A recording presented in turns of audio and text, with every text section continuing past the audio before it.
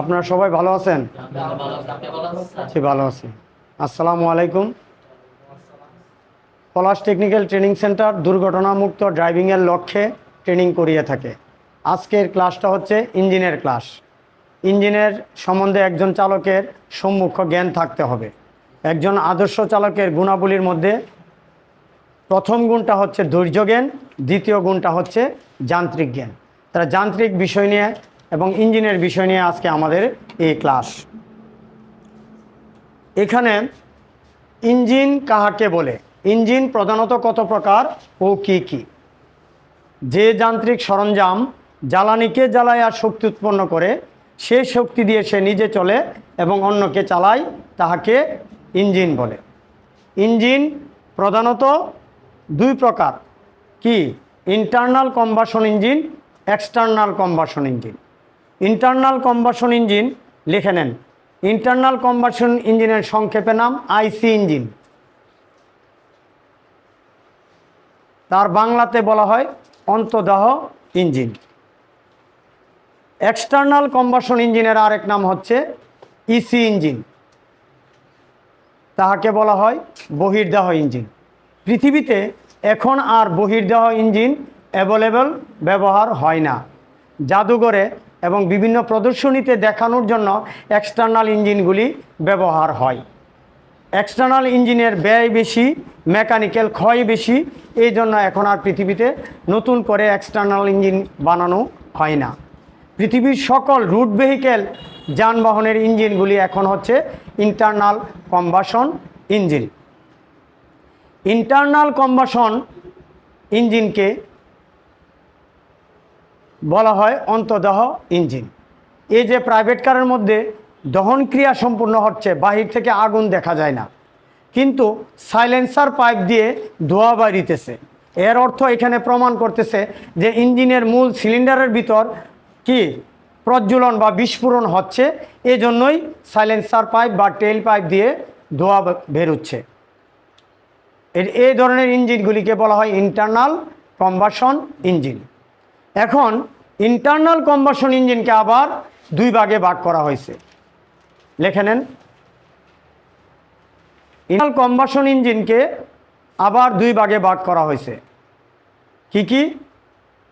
SI engine, CI engine. Spark ignition engine. CI engine compression ignition engine.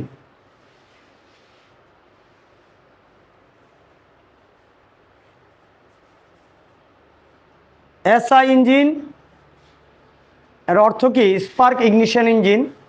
এটা হচ্ছে গা spark ignition ইঞ্জিনের আরেক নাম হচ্ছে পেট্রোল ইঞ্জিন। সিআই ইঞ্জিন এর বলতে কি বোঝায়? Compression ignition engine. এর অর্থ কি? এর আরেক নাম হচ্ছে ডিজেল ইঞ্জিন। তাহলে আমরা যারা এই পৃথিবীতে যত গাড়ি দেখতেছি, সব গাড়িগুলি বেশিরভাগ ডিজেল এবং পেট্রোল চালিত। এই পেট্রোল চালিত ইঞ্জিনটাকে অকটেন দিয়ে চালানো যায়, এই পেট্রোল চালিত ইঞ্জিনটাকে গ্যাস দিয়ে চালানো যায়, সিএনজি দিয়ে চালানো যায়, এই পেট্রোল চালিত ইঞ্জিনটাকে এলপিজি দিয়ে চালানো যায়। এজন্য এটা এলপিজি ইঞ্জিন না, এটাকে বলতে হবে কি? বংশগত নাম কি? পেট্রোল ইঞ্জিন অথবা স্পার্ক ইগনিশন ইঞ্জিন। আর ডিজেল ইঞ্জিনের আমরা ডিজেল দিয়ে চালাই, এটার বংশগত নাম কি? সিআই ইঞ্জিন অর্থাৎ compression ignition engine. Petrol engine চলতে গেলে অবশ্যই ব্যাটারির প্রয়োজন আছে, বৈদ্যুতিক স্পার্কের প্রয়োজন আছে। কিন্তু compression ignition engine diesel engine battery ছাড়াও চলে। আপনার বাড়ির পানি সেচার ইঞ্জিনটা কিন্তু ব্যাটারি নাই, এটা কিক স্টার্ট দিলে ওইখান থেকে কি হয়? কম্প্রেশন প্রেশারের মাধ্যমে এখান থেকে একটা স্পার্কের তৈরি হইয়া আগুনের সৃষ্টি হয়। সুন্দরবনে কে ম্যাচ দিয়ে কাঠি জ্বালায় আগুন লাগাই দেয়, এটা ঘর্ষণ বিদ্যুৎ থেকে ওইখানে বিস্ফোরণের তৈরি হয়। এজন্য ডিজেল ইঞ্জিন ট্রাক্টর গাড়িটা ব্যাটারি ছাড়াও কিন্তু চলে। কিন্তু বর্তমান যুগের আধুনিক ডিজেল ইঞ্জিনগুলি কিন্তু ব্যাটারি ছাড়া চলবে না, কারণ আধুনিক ডিজেল ইঞ্জিনে নেভিগেশন আছে, এলইডি আছে, এসি আছে, অনেক কিছু ইলেকট্রিক বিশেষ ডিভাইস আছে। এজন্য বর্তমান যুগের আধুনিক ডিজেল ইঞ্জিনের চালিত গাড়িগুলি ব্যাটারি ছাড়াও চলবে না।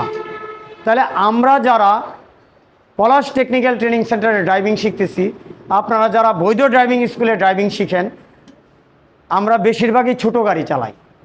ছোট গাড়ির ইঞ্জিনগুলি কি হয়? পেট্রোল চালিত হয়, সিএনজি চালিত হয়, এলপিজি চালিত হয়, অর্থাৎ ছোট গাড়িগুলি বেশিরভাগই পেট্রোল ইঞ্জিন। ছোট গাড়িগুলি কি? বেশিরভাগই পেট্রোল ইঞ্জিন। তাহলে আমরা আপাতত আজকের সপ্তাহ এবং আগামী সপ্তাহ আমরা পেট্রোল ইঞ্জিন নিয়ে কথা বলব। এখন পেট্রোল ইঞ্জিন কাকে বলে এটা আমি বলে দিছি। এখন petrol fuel supply system. Fuel supply system কাকে বলে?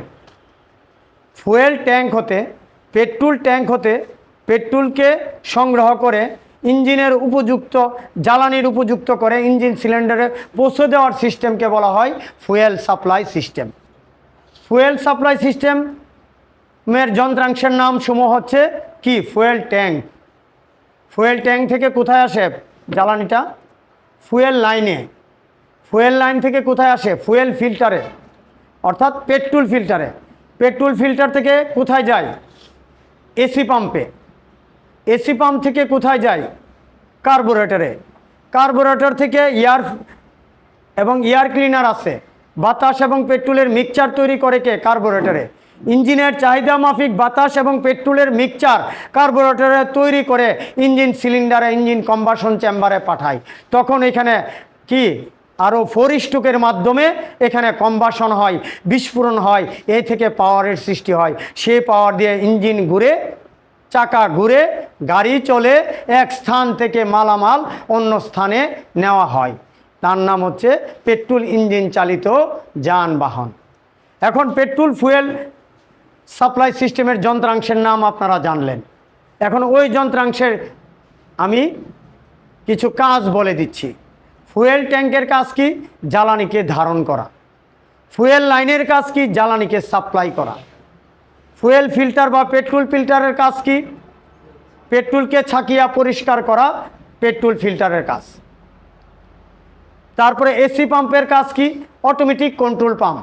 ইঞ্জিনের চাহিদা মাফিক ফুয়েল ট্যাঙ্ক হতে জ্বালানিকে টেনে এনে কার্বোরেটরে পৌঁছে দেওয়াই এসি পাম্পের কাজ। এই জন্য তার নাম অটোমেটিক কন্ট্রোল পাম্প। কার্বোরেটরের কাজ কি? ইঞ্জিনের চাহিদা মাফিক বাতাস এবং পেট্রোলের মিক্সচার তৈরি করাই কার্বোরেটরের কাজ। এয়ার ক্লিনারের কাজ কি? ইঞ্জিনের আগত বাতাসকে, প্রবেশকৃত বাতাসকে পরিষ্কার করে ইঞ্জিন সিলিন্ডারে পৌঁছে দেওয়াই এয়ার ক্লিনারের কাজ। ইঞ্জিনের মধ্যে যখন কোনো বৈদ্যুতিক স্পার্কের জনিত, ভুল স্পার্কের জনিত কারণে যখন মিসফায়ার হয়, মিসফায়ারকৃত প্রজ্বলিত আগুনকে নিভায়ে দেওয়া এয়ার ক্লিনারের কাজ এবং গাড়ি এবং ইঞ্জিনকে বাঁচায় দেওয়া এয়ার ক্লিনারের কাজ। বাতাস প্রবাহের শব্দকে ন্যূনতম করা এয়ার ক্লিনারের কাজ। কার্বোরেটর সম্বন্ধে আরও কিছু বলতে হয়। কার্বোরেটর 3 প্রকারের মিক্সচার তৈরি করে: lean mixture, rich mixture, proper mixture. আপনি যদি বেশি আস্তে গাড়ি চালান তাহলে জ্বালানি খরচ বেশি হবে।